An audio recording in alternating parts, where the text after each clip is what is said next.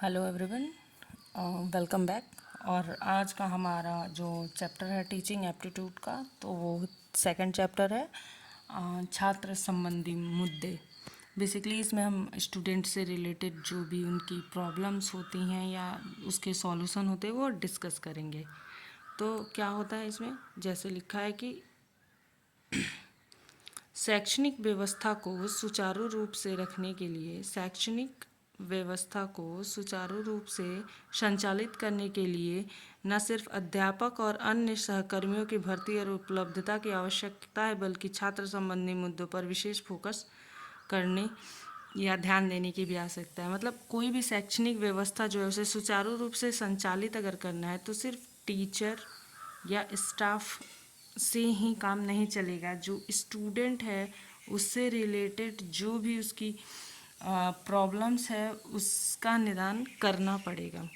विद्यालय के अंतर्गत पुस्तकालय की उत्तम व्यवस्था, खेल प्रांगण की व्यवस्था, छात्रों में अनुशासन, अभिप्रेरणा का विकास, अध्यापक छात्र संबंधों को बढ़ावा आदि इन विषय जो है ये शिक्षा को गुणवत्ता बनाते हैं। मतलब कहीं ना कहीं जो स्कूल है उसमें जो भी है छात्र अनुशासन होना चाहिए, छात्रों को लेके अभिप्रेरणा मतलब मोटिवेशन होना चाहिए, और अध्यापक छात्र के जो संबंध है वो भी अच्छे होने चाहिए। तब कहीं ना कहीं जाके हम एक बेहतरीन और गुणवत्तापूर्वक शिक्षा दे सकते हैं बच्चों को। अब छात्र से संबंधित मुद्दे क्या क्या होते हैं, तो किसी भी देश के विकास में शिक्षा एक आधार स्तंभ होता है।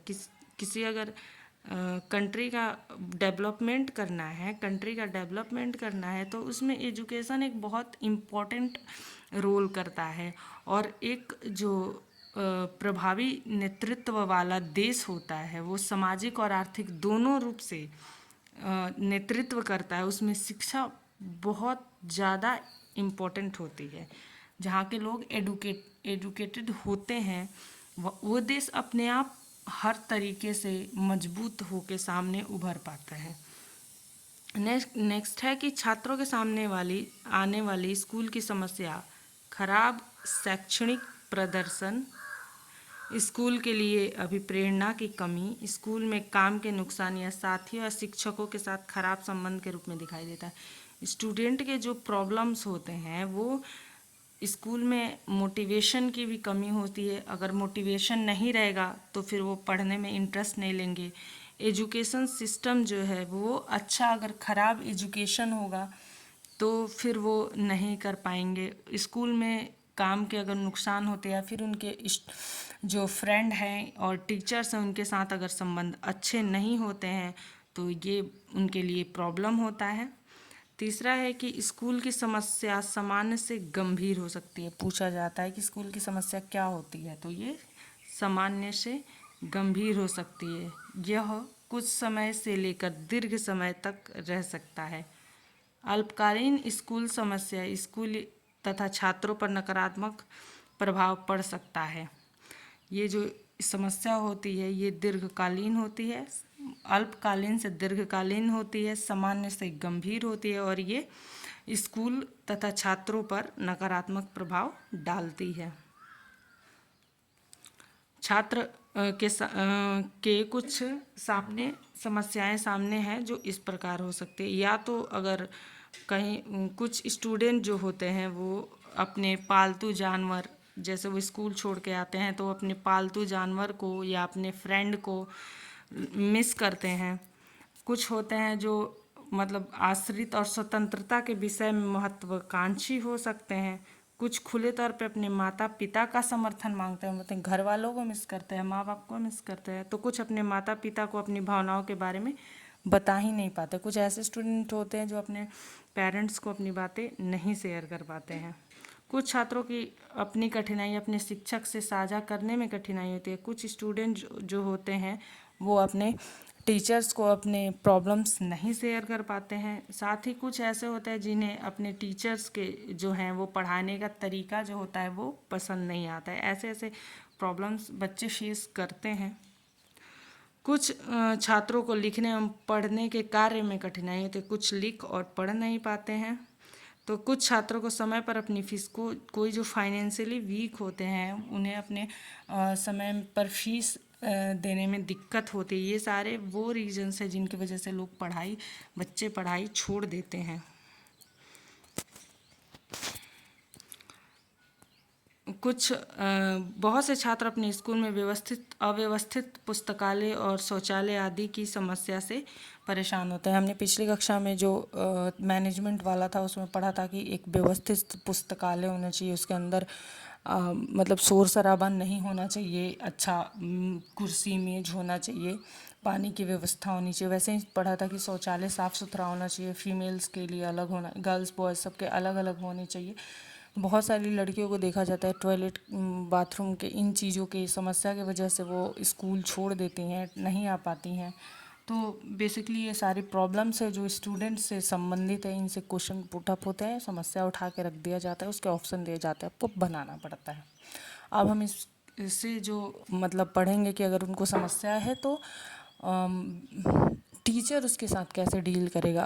आप अगर टीचर बनने जा रहे हो, आपके स्टूडेंट को समस्या है तो आप उसको कैसे डील करोगे, उसके साथ आपके संबंध कैसे होने चाहिए, इसके बारे में हम आगे देखते हैं। ये बहुत इंपॉर्टेंट टॉपिक है, इससे बहुत क्वेश्चन आते हैं।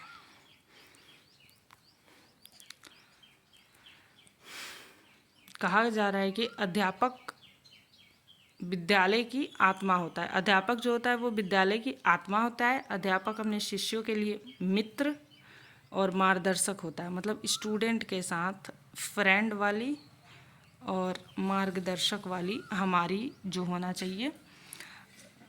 अगर टीचर को अपने स्टूडेंट के साथ फ्रेंड की तरह और उसके मार्गदर्शक की तरह रहना चाहिए, ताकि बच्चे उनके साथ अच्छे से संबंध स्थापित कर सके और शैक्षणिक कार्य जो है वो प्रभावी हो पाए, क्योंकि अध्यापक जो है वो क्या है, विद्यालय की आत्मा है।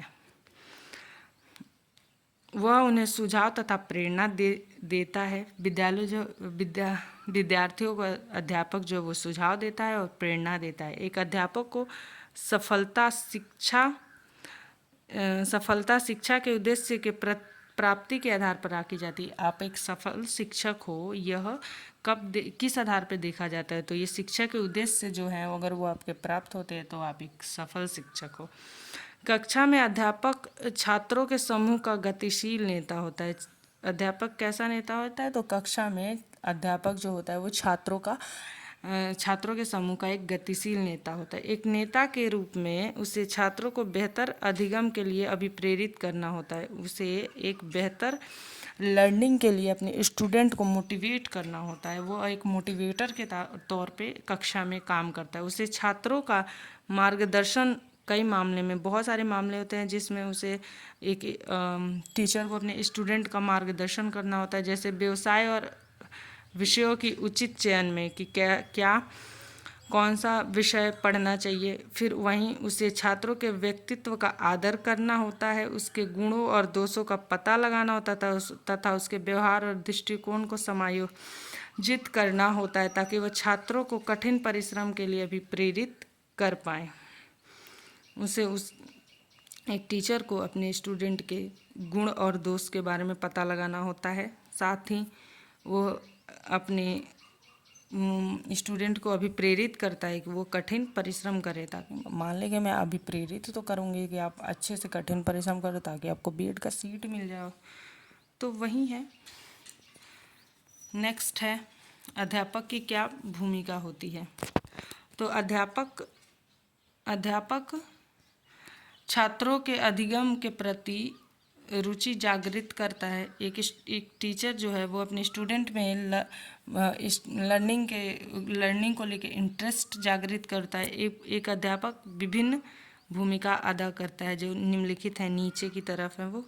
जैसे व्यवस्थापक के रूप में एक अध्यापक व्यवस्थापक या प्रबंधक के रूप में अध्यापक को पाठचर्या का नियोजन करना होता है, समय सारणी बनाना होता है, श्रव्य दृश्य सामग्री या पाठ्य सामग्री क्रियाकलापों का आयोजन करना होता है, जिन्हें दैनिक, साप्ताहिक, मासिक या वार्षिक आधार पर क्रियान्वित किया जाता है। एक टीचर को एक टाइम टेबल बनाना होता है उसका, और पाठ का जो है वो प्लानिंग करना होता है, ऑडियो वीडियो सामग्री का लाना होता है ताकि क्रियाकलाप कर सके, और उसे इन चीज़ों को एक दैनिक और मासिक आधार पर क्रियान्वित करने के लिए एक प्रॉपर टाइम बनाना होता है।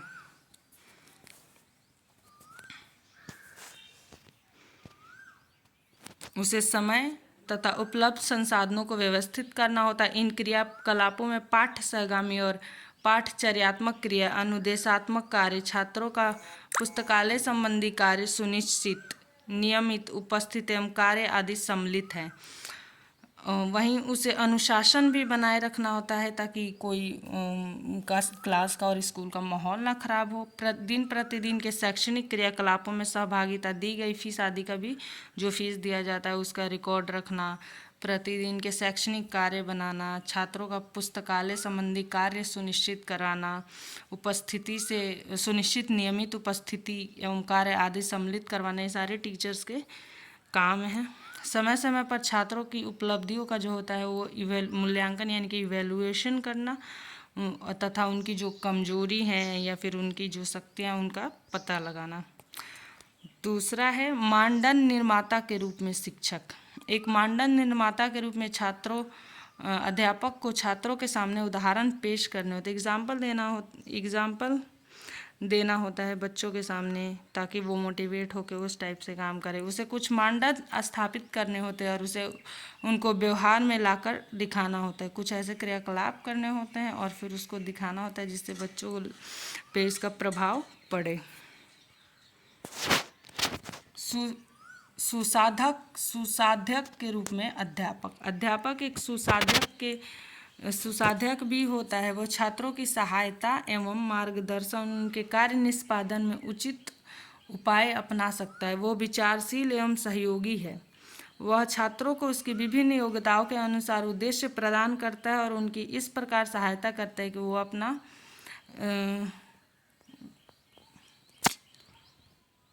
अपना काम स्वयं कर सके। एक पहलकर्ता के रूप में शिक्षक जो है वो एक पहलकर्ता के रूप में भी कार्य करता है। विभिन्न शैक्षणिक एवं पाठ्यक्रम सहगामी क्रियाकलाप में अध्यापक छात्रों का नेता बनकर आगे चलता है और तत्पश्चात छात्रों को उन कार्यों को करने में सहायता देता है। पहले हम उनको पढ़ाते हैं और फिर बोलते हैं कि जैसा मैं कर रहा हूँ वैसा आप करो, टीचर बोलता है, तो फिर स्टूडेंट उनको फॉलो करते हैं। इस हिसाब से जो होता है वो अध्यापक जो होता है छात्रों का नेता के रूप में भी कार्य करता है, एक पहलकर्ता के रूप में भी कार्य करता है। वह शिक्षण के नए तरीकों को विकसित करता है और छात्रों को अवसर प्रदान करता है कि वे करके सीखे। अध्यापक क्या करके सीखे, छात्रों को ये पूछा जाता है, करके सीखे। पहलकर्ता के रूप में एक शिक्षक कैसे कार्य करता है, वो नए तरीके लाता है और छात्रों को अवसर प्रदान करता है कि करके सीखे। अध्यापक छात्रों के लिए मार्गदर्शक के रूप में कार्य करता है। हम कोई मैथ्स वगैरह उनको देते हैं, बताते हैं और फिर बोलते हैं, दूसरा उनको दे के बोलते हैं कि आप इसको खुद बनाओ, तो एक उस हिसाब से भी हो सकता है।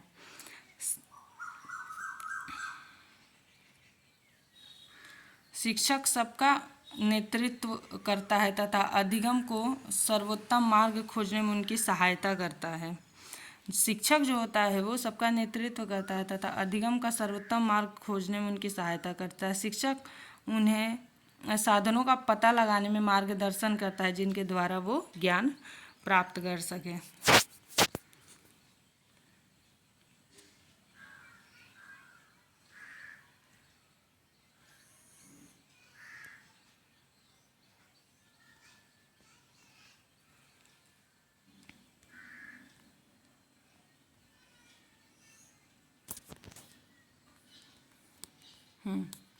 मोटिवेशन, अभिप्रेरणा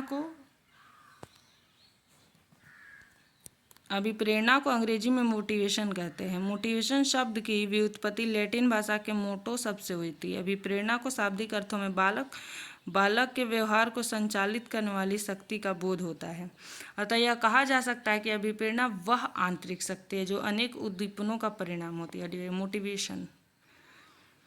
मार्गो किंग, क्विज तथा स्कोपलर ने 1986 के अनुसार अभिप्रेरणा से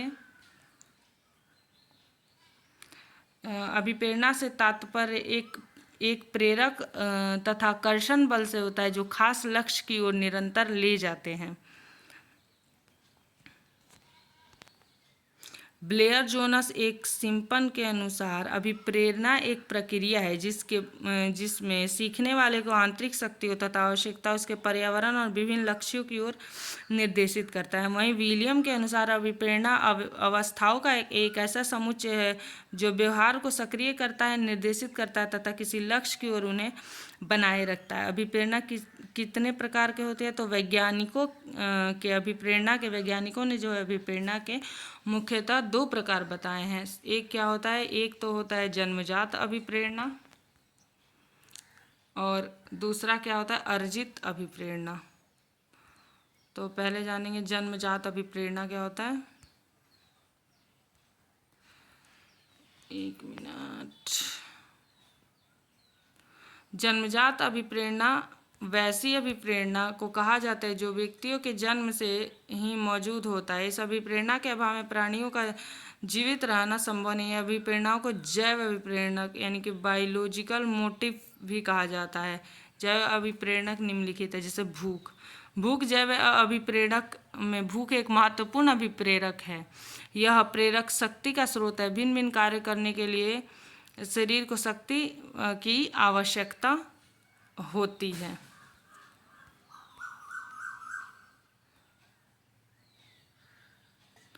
प्यास क्या है?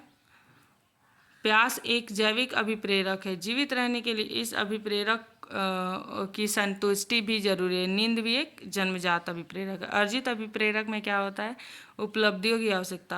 अर्जित अभिप्रेरक वैसे अभिप्रेरक है जो व्यक्ति के जन्म से तो मौजूद नहीं होते, परंतु जिसे व्यक्ति अपने जीवन काल में सामाजिक रूप से अपने को श्रेष्ठ बनाए रखने के लिए सीखता है, उसे अर्जित अभिप्रेरक या सामाजिक अभिप्रेरक कहते हैं। और वो निम्नलिखित है। पहला, उपलब्धियों की आवश्यकता। इससे तात्पर्य ऐसे अभिप्रेरक से होता है जिसे प्रेरित होकर व्यक्ति अपने कार्यों को इस ढंग से करता है कि उससे अधिक से अधिक सफलता मिले। जिन व्यक्तियों में उपलब्धि अभिप्रेरक अधिक होता है वे अपनी जिंदगी में अधिक से अधिक उच्च स्तर की सफलता प्राप्त करने की कोशिश करते हैं। दूसरा है संबंध की आवश्यकता। विट्टेगर के अनुसार जीवों में अपने संबंध अपनी जातियों के साथ समूह में रहने की अभिवृत्ति की समुदाय के संबंध व्यवहार की संज्ञा दी जाती है। स्पष्ट है कि किसी बंधन की आवश्यकता में व्यक्ति तथा पशु अपने समुदाय के लोगों के साथ रहना चाहते हैं। इस तरह की आवश्यकता में संतुष्ट होने पर प्राणी का सामाजिक जीवन अधिक मजबूत हो जाता है। सत्ता की आवश्यकता। इसके द्वारा व्यक्ति अन्य व्यक्तियों पर अपना प्रभुत्व रखता है। ऐसे व्यक्ति अन्य व्यक्तियों को धमकी देकर या प्रार्थना करके अपनी इच्छा अनुसार कार्य करने में समर्थ हो जाते हैं। वैसे लोग जो किसी भी तरह से अपना काम निकलवा लेना, ये उनकी एक अभिप्रेरणा है। जो आक्रमणशीलता की आवश्यकता, ये ऐसा व्यवहार जिसका उद्देश्य दूसरों के शारीरिक रूप से चोट पहुंचाना और दूसरों की संपत्ति को बर्बाद करना होता है। आक्रमणशीलता एक ऐसा भी प्रेरक है जो व्यक्तियों के वातावरण में उपस्थित कारकों द्वारा प्रभावित होता है। मतलब कैसे भी अपना काम कर लो, मार के पीट के, जैसे भी हो वैसे ही कर लो। शक्ति अभिप्रेरक। जेवी रॉफ ने इस अभिप्रेरक को परिभाषित करते हुए कहा कि यह अभिप्रेरक प्रवृत्ति है जिसमें अभिप्रेरित व्यक्ति अन्य व्यक्तियों के व्यवहारों को प्रभावित करने वाले संसाधनों पर नियंत्रित कर संतुष्टि प्राप्त करता है। समाज के सभी लोग यह आवृत्ति कम या अधिक मात्रा में पाई जाती है। इस आवृत्ति से प्रेरित व्यक्ति या कई प्रकार की विशेषता देखी गई है, जैसे दूसरे लोगों को नियंत्रण में रखने पर संतुष्टि का अनुभव करता है, दूसरे लोगों पर अपनी इच्छा कार्य करा लेने पर संतुष्टि का अनुभव करता है, दूसरों के भाग्य का निर्धारक समझकर संतुष्टि का अनुभव करता है। इस प्रवृत्ति से अभिप्रेरित व्यक्ति प्रभुत्व जमाकर तर्क,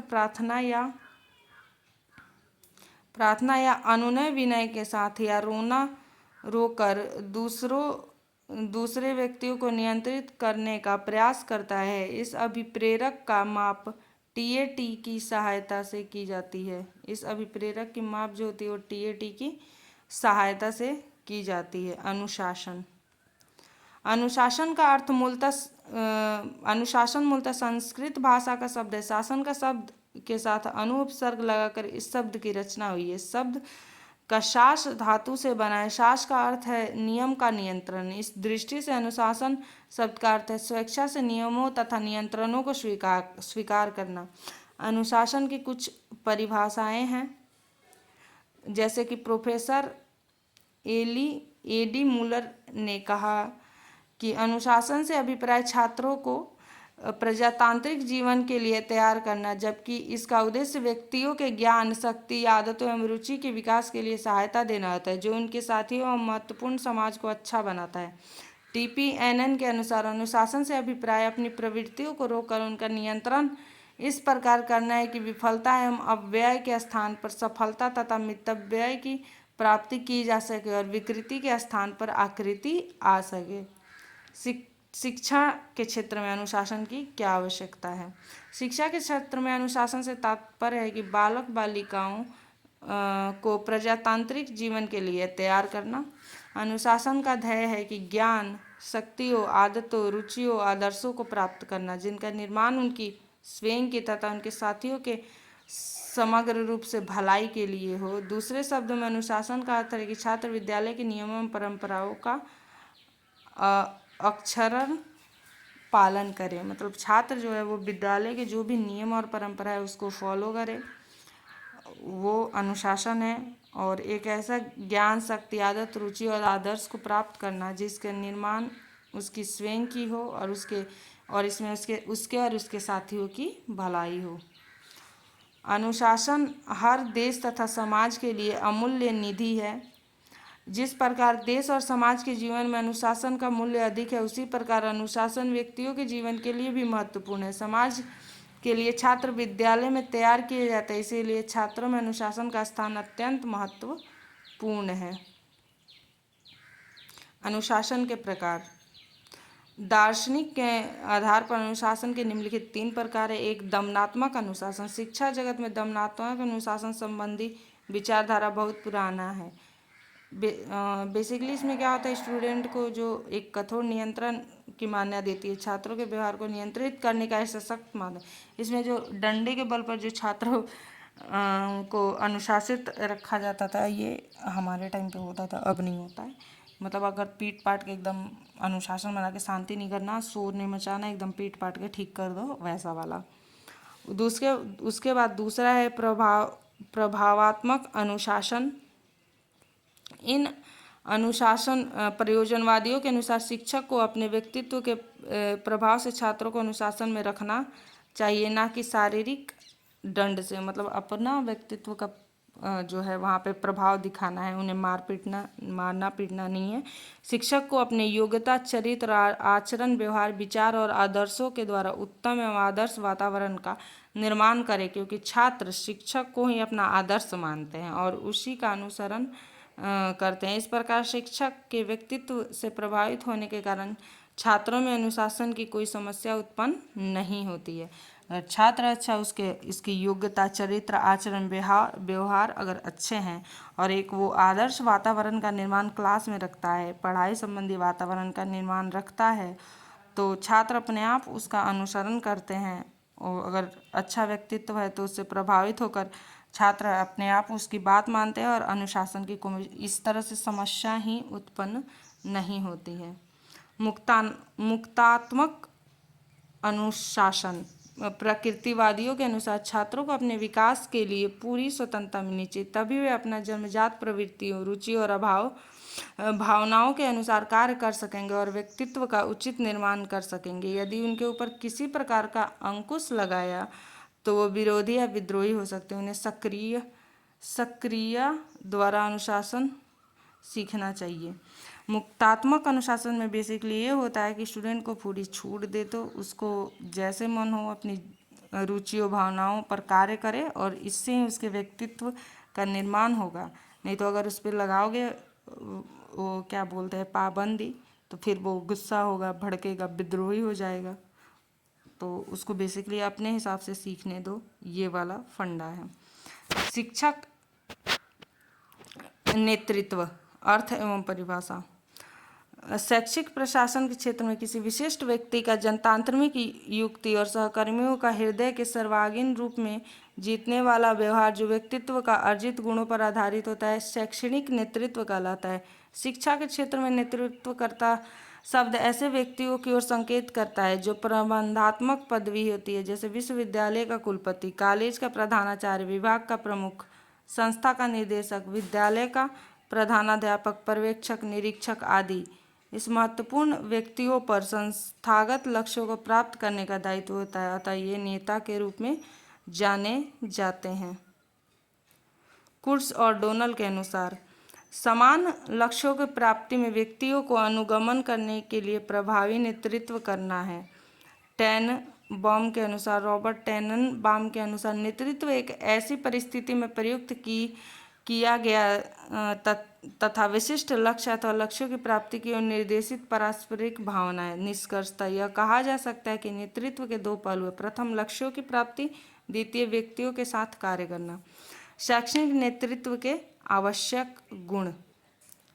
तो प्रभावी नेतृत्व के योग्यता प्राप्त करने के लिए नेता को अनेक गुणों का होना अत्यंत आवश्यक है। शैक्षणिक नेतृत्व में उन सभी कार्यों को करने की क्षमता होती है जो शिक्षा विभाग तथा शैक्षणिक संस्थाओं के उत्तरोत्तर उन्नति के लिए आवश्यक समझे जाते हैं। नेतृत्व में जितना गुण पहले बताए जा चुके हैं उनका शैक्षणिक नेतृत्व में भी होना आवश्यक है। जो भी गुण पहले बताए गए हैं नेतृत्व में, वो सारे शैक्षणिक नेतृत्व में भी होंगे। शिक्षा संस्थाओं का प्रशासन तथा पर्यवेक्षण संबंधी सभी कार्यों की सफलतापूर्वक वस्तुतः शैक्षिक नेतृत्व पर आधारित होती है। एक प्रभावशाली नेता कौन होता है, उसके गुण अत्यंत आवश्यक होते हैं। तो उनमें बेसिकली ये गुण होता है: बौद्धिक कुशाग्रता, शक्ति, कल्पना, आत्मनिर्भरता, नैतिक जागरूकता, समय निर्वहन और उत्तरदायित्व। ये पूछे जाएंगे, 4 दे देंगे, 3 दे देगा, एक अलग रहेगा। पूछेगा इनमें से कौन सा एक प्रभावशाली नेतृत्व का गुण नहीं है।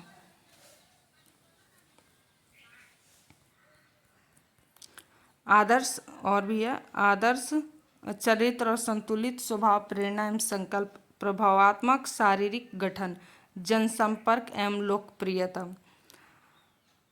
शैक्षणिक नेतृत्व का कार्य क्षेत्र।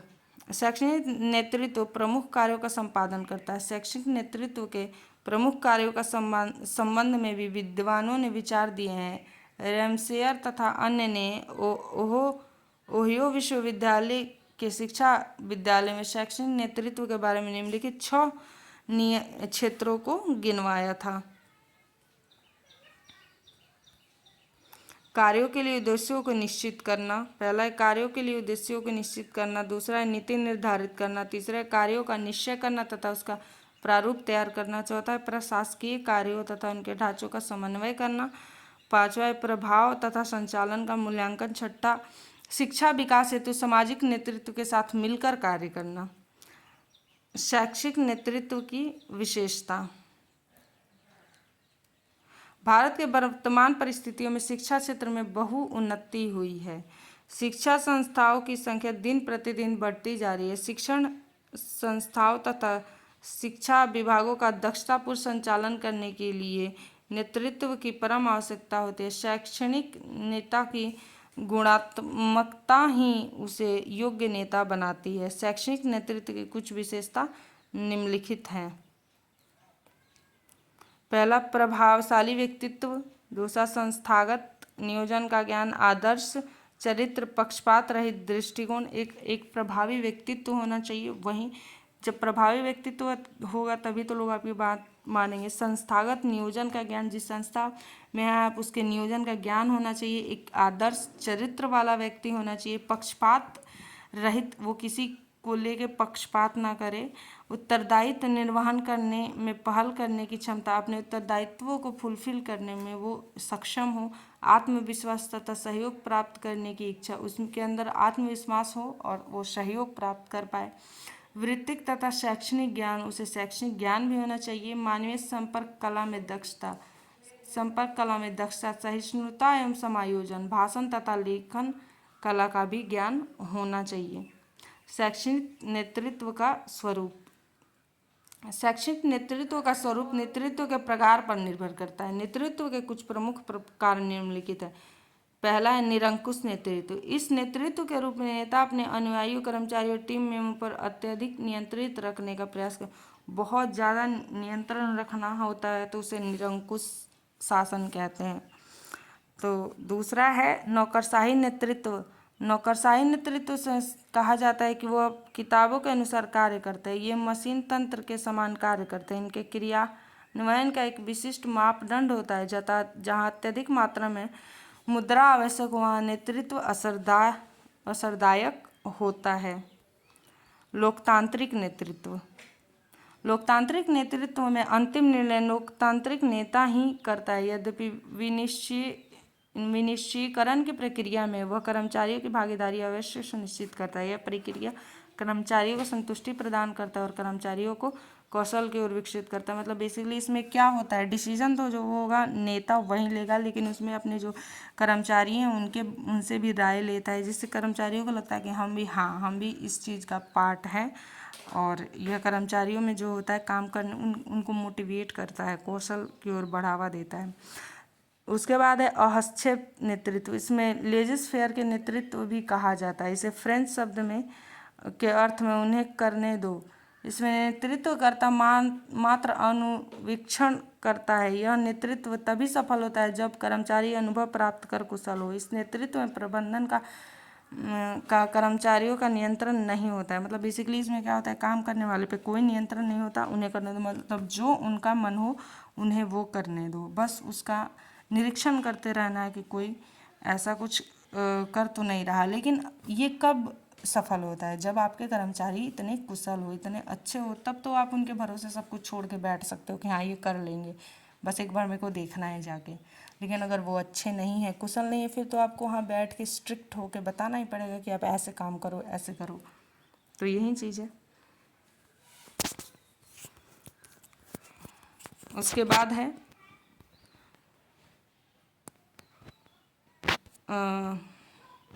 जनमुखी नेतृत्व। इस प्रकार के नेतृत्व में कर्मचारियों को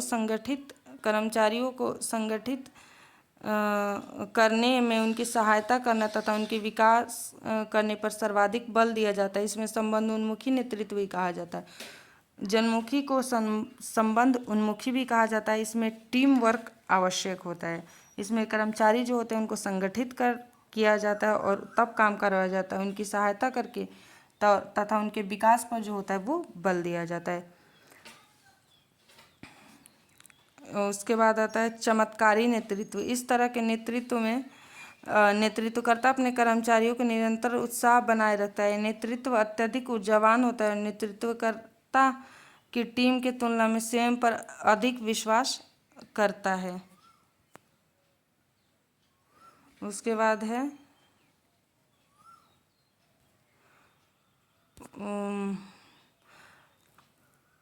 सेवक नेतृत्व। इस नेतृत्व में नेतृत्वकर्ता की पहचान कठिन होती है और इसके नेतृत्वकर्ता किसी संस्था में किसी भी स्तर पर हो सकता है। कार्योन्मुखी नेतृत्व। इस प्रकार के नेतृत्व में नेतृत्वकर्ता कुछ हद तक निरंकुश होता है। यह कर्मचारियों की कुशलता पर उतनी परवाह नहीं करता जितनी कार्य को पूर्ण करने में इन कर्मचारियों के प्रोत्साहन पर अत्यधिक बल नहीं दिया जाता। बेसिकली है क्या कि मेरे को मतलब नहीं है, तुम्हें जो करना है वो करो।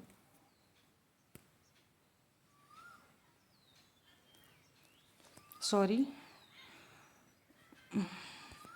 क्या हो रही है बार बार। दूसरा है कार्य संपादन नेतृत्व। कार्य संपादन नेतृत्व में क्या है, इससे कर्मचारी नेतृत्व की पूर्ण बात मानता है और नेतृत्व करता है। यह अधिकार होता है कि उन कर्मचारियों को दंडित करे जो पूर्व निर्धारित मानकों को पूरा नहीं करते। कार्य संपादन नेतृत्व के नेतृत्वकर्ता प्रबंधन की भूमिका निभाता है। वास्तविक में नेतृत्वकर्ता की यह नेतृत्व दीर्घकालीन नहीं होता। यह नेतृत्व उन्हें सौंपा जाता है जिन्हें ज्ञान आधारित या रचनात्मक कार्य करने की क्षमता होती है। बेसिकली क्या होता है, इसमें अपने काम को पूरा करने से मतलब होता है। उन्हें पूर्व निर्धारित मानक को पूर्ण ना करते हैं तो इसमें कर्मचारियों को दंडित किया जाता है। रूपांतरण नेतृत्व दूरदर्शी होता है तथा अधिकांश समय संचार में खर्च करता है। आवश्यक नहीं कि वो प्रत्यक्ष नेतृत्व प्रदान करे, फिर भी वो कर्मचारियों द्वारा किए गए कार्यों के प्रति उत्तरदायी होता है। नेतृत्वकर्ता कर्मचारियों में उत्साह का संचारण करता है। रूपांतरण नेतृत्वकर्ता कर्मचारियों को बताता है कि कैसे नेतृत्व किया जाए। स्विंग में नेतृत्वकर्ता की खोज कैसे किया जाए। तो ये आज हमारा दूसरा चैप्टर ख़त्म, और पहले हम चैप्टर ख़त्म कर लेते हैं, उसके बाद एमसीक्यू अगर हो पाएगा तो मैं वीडियो एमसीक्यू का अपलोड करना शुरू कर दूँगी आज से।